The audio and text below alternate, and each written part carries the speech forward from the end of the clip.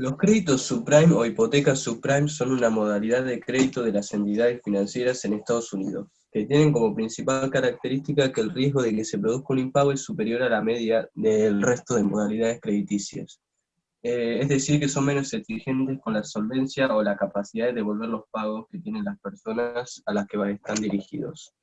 En Estados Unidos, los créditos subprime se refieren principalmente a las hipotecas de alto riesgo, un tipo de hipotecas que se utilizan principalmente para adquirir viviendas. Están orientados a clientes cuya capacidad de devolver el pago o que se produzca un impago es mayor a la media de los demás créditos.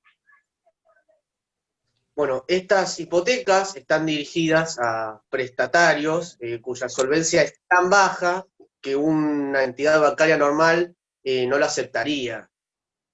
Por lo tanto, el truco está en que se suelen vender como hipotecas con menor interés en los primeros años, pero después el interés suele aumentar demasiado.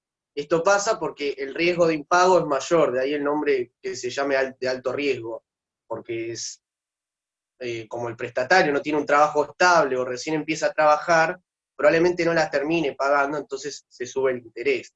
Esta es la principal diferencia que tienen con las hipotecas normales, y también las comisiones son más altas. Otra característica que tienen es que en las entidades financieras de Estados Unidos tienen un límite para ofertar estos créditos, que es fijado por el Banco de la Reserva Federal. Una burbuja económica o financiera es un fenómeno que se produce en los mercados, en buena parte debido a la especulación, que se caracteriza por una subida normal, incontrolada y prolongada del precio de un activo o producto. De esta forma que dicho precio se aleja cada vez más del valor real del producto. El proceso especulativo lleva a nuevos compradores a comprar con el fin de vender a un precio mayor a futuro, lo que provoca una espiral de subida continua y alejada de toda base factural. El precio del activo alcanza niveles absurdamente altos hasta que la burbuja acaba estallando, debido al inicio de la venta masiva del activo, cuando hay pocos compradores dispuestos a adquirirlo. Esto provoca una caída repentina y brusca de los precios, llevándolo a precios muy bajos, incluso a veces inferiores a su nivel natural, dejando tras de sí un montón de deudas.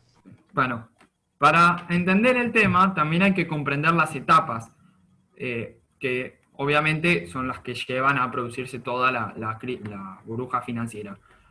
Como primera etapa tenemos la sustitución, que es cuando empieza a subir el valor del activo y empiezan a algunos compradores justamente a empezar a comprar. Bien, después la etapa que sigue es la etapa de despegue, que es el momento en donde la gente empieza a comprar ya pensando en que en un futuro la va a vender a un precio mayor y a empezar a ganar plata, empiezan las especulaciones. La que sigue es la exuberancia, que es el momento en donde sí aumentan los precios, pero no aumentan tan rápido, y junto con los compradores tampoco aumentan tanto, sino que van más o menos tranquilos. La etapa crítica, que es el momento en donde ya hay muchísimos compradores y empiezan a venderse, empiezan a escasear los compradores, ya que nadie los quiere comprar porque el precio empieza a como resquebrajarse y mucha gente se las quiere vender para sacárselas de encima. Y luego llega el estallido, que es cuando los precios caen en picado y la gente se vuelve loca, empieza a vender todos los activos para no seguir perdiendo plata, incluso a veces llega a caer el precio inferior al que estaba en un principio. Pero para comprender, antiguamente se creía que esto se producía solamente en lugares donde había gente que trabajaba, que operaba de manera ineficiente. Pero luego de muchos estudios y llegada a la modernidad se dieron cuenta que no solo pasaba en lugares donde había gente inexperta, sino que también pasaba en lugares donde había gente que sabía, que manejaba bien toda la parte especulativa y toda la parte financiera. Entonces se llegó a la conclusión de que él simplemente se produce por el hecho de que haya productos financieros, que haya activos circulando, se va a producir tarde o temprano. Dentro de las empresas lucrativas hay políticas individuales con finalidades convergentes, lo que se denominaría gestión, la cual varía según el sector al que se dirija. Los objetivos de la gestión financiera son lograr la máxima utilidad posible, el lucro, y obtener la mayor cantidad de dinero físico y líquido para solventar los gastos. A su vez, de estas finalidades se pueden extraer dos conceptos. Uno es que las finanzas son la sabiduría de la administración del dinero, de donde se pueden optimizar los recursos al punto de, precisamente, gestionarse. Y dos, que las finanzas poseen la finalidad de emplear todos sus recursos, procedimientos, mercados, organismos e instrumentos implementando la circulación de los valores entre las familias, las empresas y el Estado. De la parte administrativa de la misma se extraen dos tipos de estudio: la administración financiera o gestión financiera y los servicios financieros. El primero es dirigido por un administrador.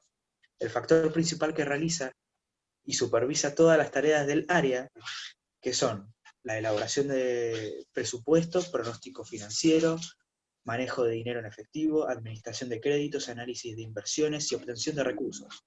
El segundo suministra los productos y sugerencias financieras, tarjetas de crédito de entidades financieras, por ejemplo.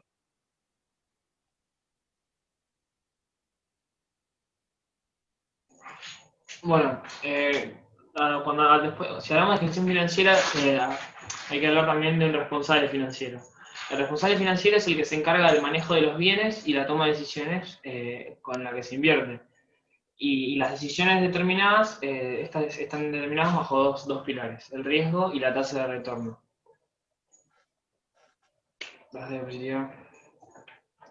Cuando hablamos de riesgo nos referimos a la inseguridad o la incertidumbre que una empresa tiene respecto a las posibles ganancias.